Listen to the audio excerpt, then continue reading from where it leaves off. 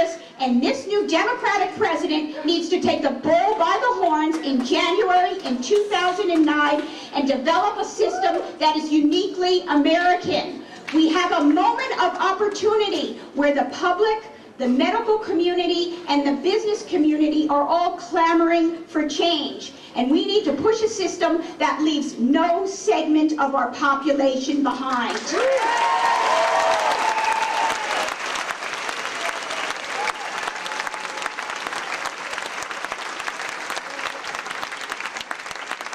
And we need to end the war in Iraq.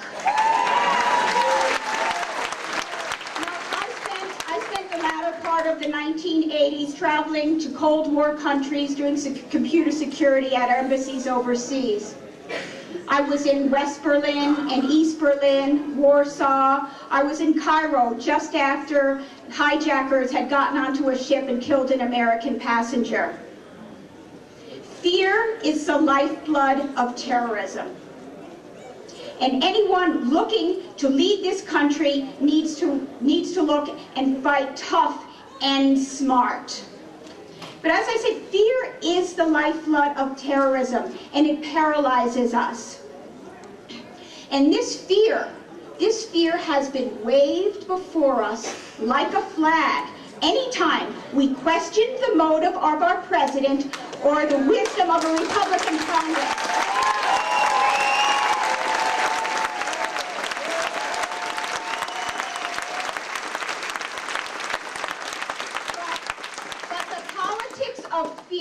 Are the politics of the small as well. This country, we have had statesmen as grand and bold as any the world has ever seen, and our military has been second to none.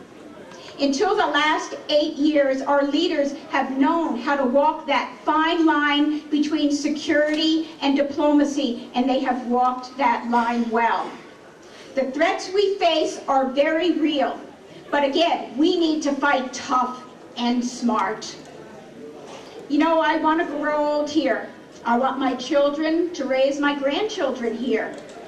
I want to never go out of my home and look at the mountains and breathe the air and not be reminded of what an incredible privilege it is to live here in Colorado. Yeah.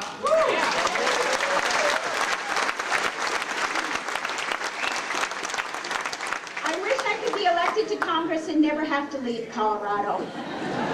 But the responsibility of running and serving in public office requires that you reach higher, that you go farther than you have ever done before, and not to be consumed by the petty nonsense that will cloud our vision of a clear sky. I truly believe that the future of our country rests on the path we take in November. And this is not just about partisan politics. This is a battle between the politics of the small and the boldness of our future and our history. And let me tell you, Marilyn Musgrave's 15 minutes are up.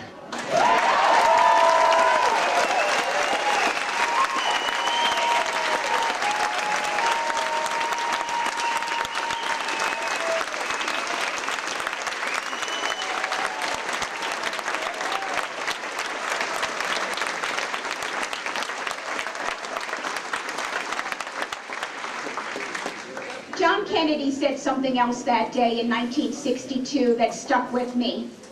When he told the people in Pueblo that summer, "I hope that all of us who hold positions of responsibility in 1962 will be as far-reaching about the needs of this country in 1982 and 1992 as those men and women were 30 years ago who began to make this project and made it possible.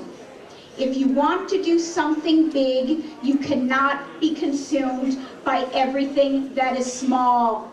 My Democratic friends, the politics of the small need to become the politics of the past.